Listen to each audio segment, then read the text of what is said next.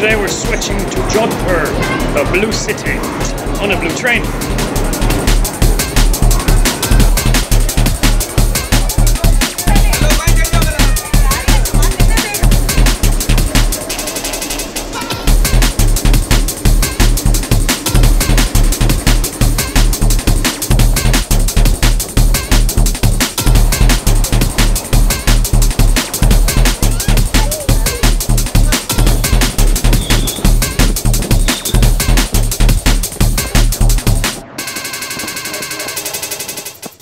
Another day, another rickshaw. This time we're in Jodhpur going to the fort.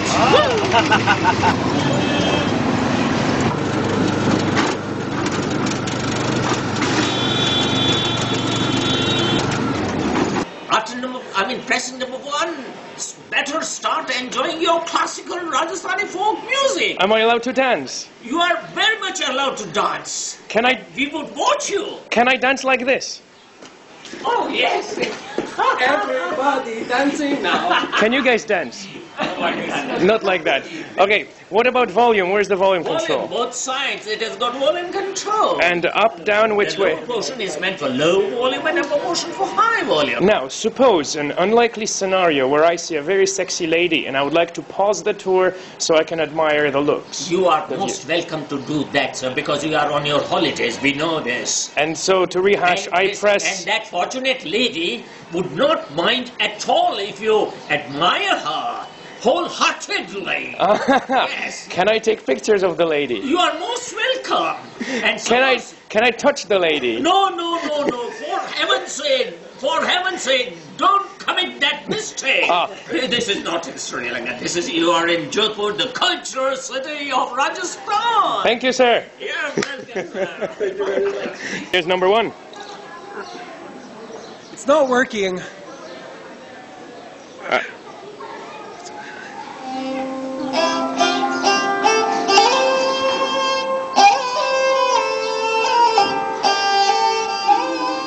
You have entered the Mehrangarh Fort, the citadel of the sun. Over 500 years of history, glorious, bloody, spectacular, sometimes dark, the stuff of myth and legend, look down upon you here, past this, the first gate.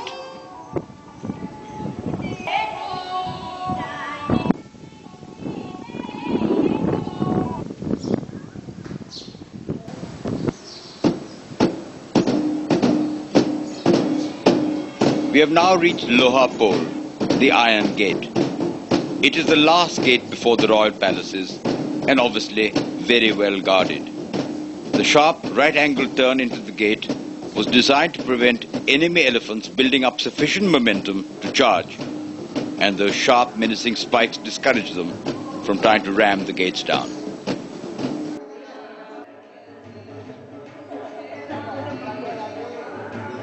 A howdah is an elephant seat, and this intricate and detailed howdah is one of the most significant items in the royal collection.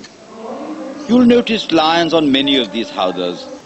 Lions are a symbol of royalty and are favored by kings in many parts of the world. In India, elephants played a major role in medieval warfare, but they also represented power, prestige, and royalty. Indeed, the present Maharaja's name, Gaj Singh, is a rare synthesis of both elephant and lion.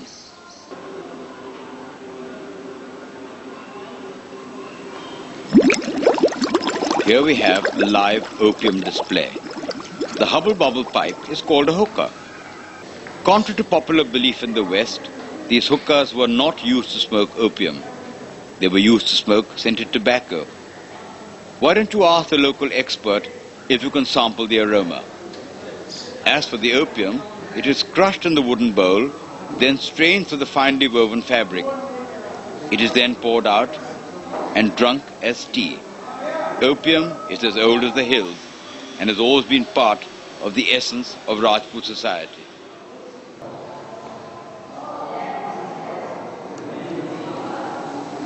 This wonderful collection of knives and daggers is testimony to the creative skills of Rajasthan's swordsmiths, metalworkers, goldsmiths and jewelers.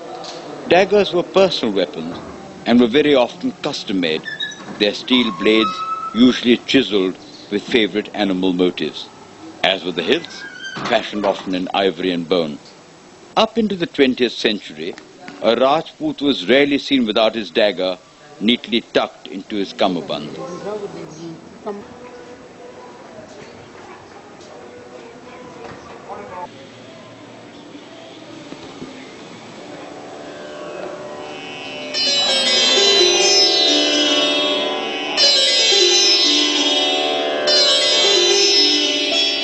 This is the Phool Mahal, the Palace of Flowers.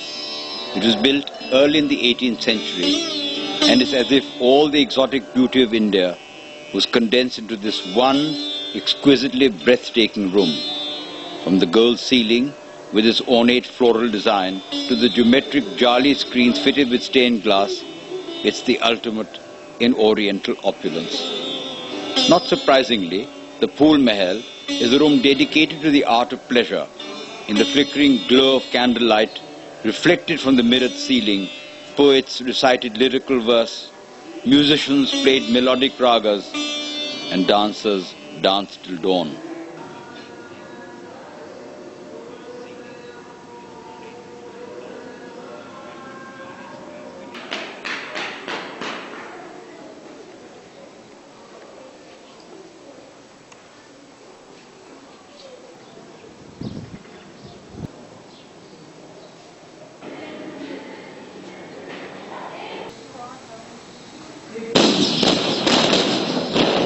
From here we have our first good view of Mehrangarh's ramparts.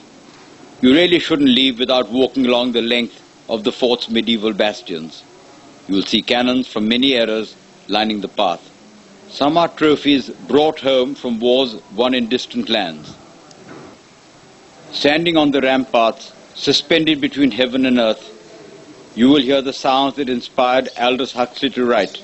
From the bastions of the Jodhpur Fort, one hears, as the gods must hear from Olympus. And straight ahead, majestic against the horizon, is Umaid Bhavan.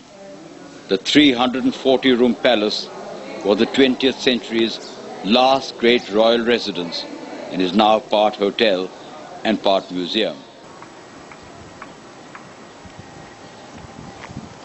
Here from the top of the Jodhpur Fort, you can see why they call Jodhpur the Blue City.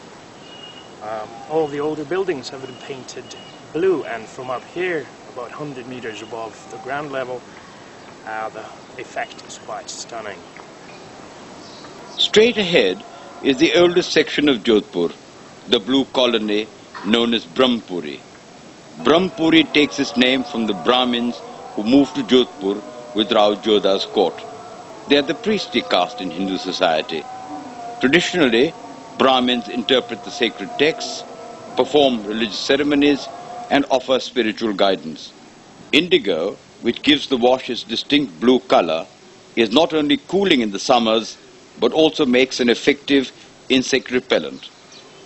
Anyone's house can now be blue, but the old walled city is still divided along ancient community lines.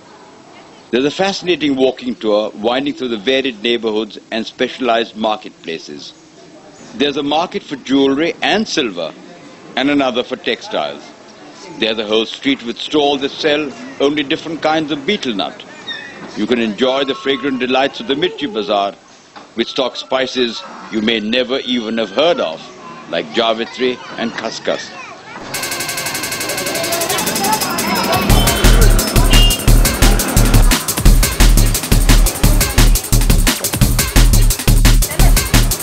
Yeah, that's a good one.